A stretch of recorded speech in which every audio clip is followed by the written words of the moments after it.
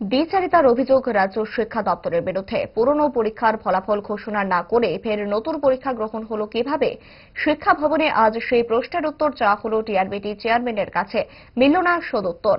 আজ 2022 সালে পরীক্ষায় বসা এসটিজিটি পরীক্ষার্থীরা প্রশ্নের উত্তর খুঁজতে দফায় দফায় শিক্ষা ভবনে এসে উত্তর নিয়ে ফিরতে পারেননি। অবশ্য তাদের নাকি বোর্ডের তরফে জানানো হয়েছে 2022-এর পরীক্ষা সংক্রান্ত কিছু বিষয় সর্বোচ্চ আদালতে বিচারাধীন।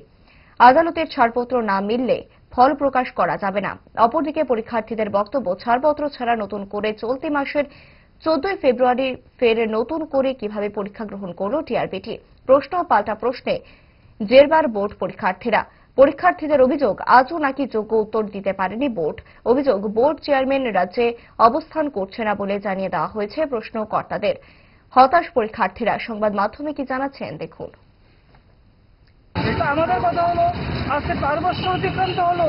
আমরা 4 বছরে বিভিন্নভাবে তাদেরকে কনভিন্স করার চেষ্টা করেছি কিভাবে আমাদের রেজাল্টটা দিয়ে আমাদের নিয়োগ প্রক্রিয়াটা সম্পূর্ণ করা যায়, কিন্তু আমাদের কথায় কেউ কর্ণপাত করলো না।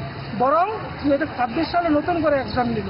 আর আমাদের যে বিষয় এখন, আমরা বিভিন্ন জায়গাতে শুনি আমাদের মুখ্যমন্ত্রী স্যার বারংবারই বলে থাকেন যে বেকাররা আননেসেসারি গ্যাদারিং করছে, আন্দোলন করছে, আমার বাড়ির সামনে আসছে। আমরা তো কারোর বাড়ির সামনে যাওয়ার কোনো সদিচ্ছা নেই, কারণ আমরা বেকার মানুষ, আমাদেরও এত ইচ্ছা নেই কারোর বাড়ির সামনে যাওয়ার। কিন্তু আমাদের সাথে যেগুলি হচ্ছে সেগুলি তো বিবেচনা করা দরকার তাদের, কারণ আমরা 4 বছরে অনেকবার তো অনেক মানুষের কাছে গিয়েছি, কিন্তু প্রত্যুত্তরে কিছু পাইনি।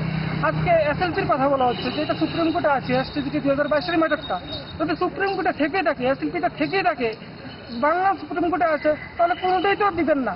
আজকে বিচারিতা করা হলো আমাদের সাথে।